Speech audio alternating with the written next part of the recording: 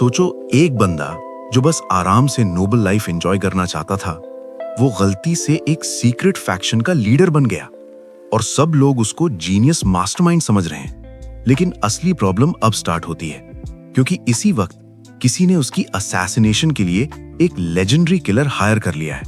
और जो नेक्स्ट होता है वो इस स्टोरी को 100x ज्यादा डेंजरस बना देता है। नॉर्थ की फ्रीजिंग लैंड्स में, जहां कुछ टाइम पहले आउटर गॉड और एस्टीरिया के काउंट के बीच डेडली बैटल हुआ था, अब वहां बस ग्रेव्स ही ग्रेव्स दिख रही थी।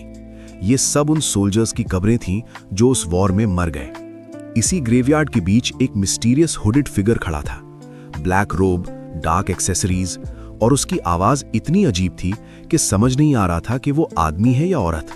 वो बैटलफील्ड को ऑब्जर्व करता रहा और फिर हल्का सा मुस्कुराकर बोला, इंटरेस्टिंग, देखते हैं ये कहानी कितनी दूर तक जाती है। और बिना कुछ और बोले वो वहां से चला गया, जैसे उसने जो देखना था सब देख लिया हो। Meanwhile grand council hall.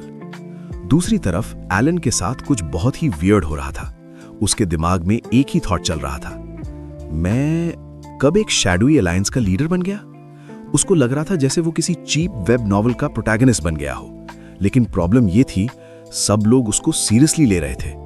Moderator ने पूछा, काउंट पलाटियो, क्या आप कुछ कहना चाहते हैं? एलन के दिमाग में अलार्म बज गए। Wait, leader? अलायंस? ये सब क्या बकवास है? लेकिन उससे कुछ बोलने का चांस ही नहीं मिला।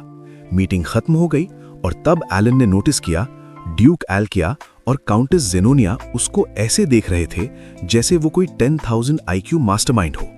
जेनोनिया तो लिटरली स्माइल कर रही थी, वो वाली स्माइल जो किसी डेंजरस जीनियस के साथ खड़े होने पर आती है। एलन अंदर से पैनिक हो गया। क्या किसी ने वाइन में कुछ मिला दिया था या मैं हेलुसिनेट कर रहा हूं? The horrifying truth. थोड़ी देर बाद एलन को सच समझ आया। जब वो काउंसिल में बैठा था, वो गलती से सीक्रेट फैक्शन लीडर की सीट पर बैठ गया था और बस सब लोग समझ बैठे कि ये सब उसका मास्टर प्लान है।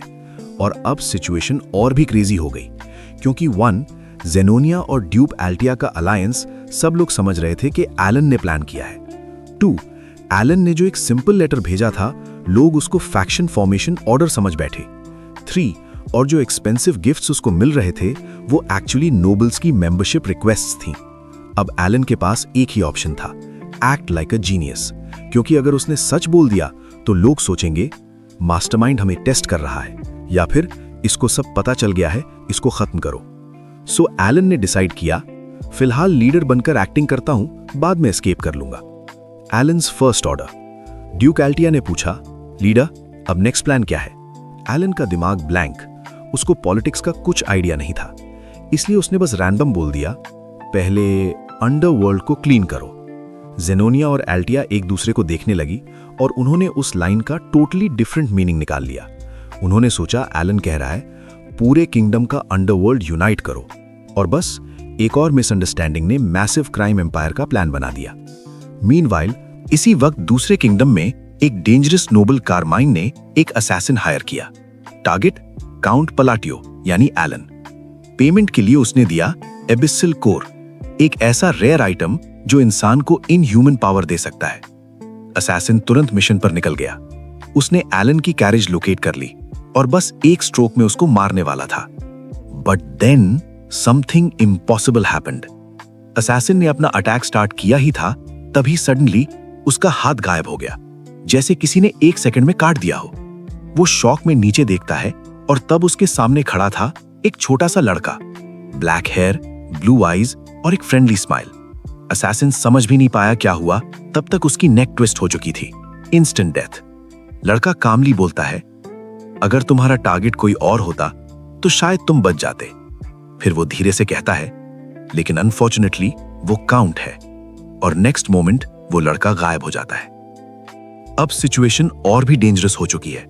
एलन को लग रहा है कि वो बस एक्टिंग कर रहा है, लेकिन रियलिटी में उसके आसपास already powerful allies, secret protectors और डेडली एनिमीज बन चुके हैं। और सबसे बड़ा सवाल, वो मिस्टीरियस बॉय कौन था?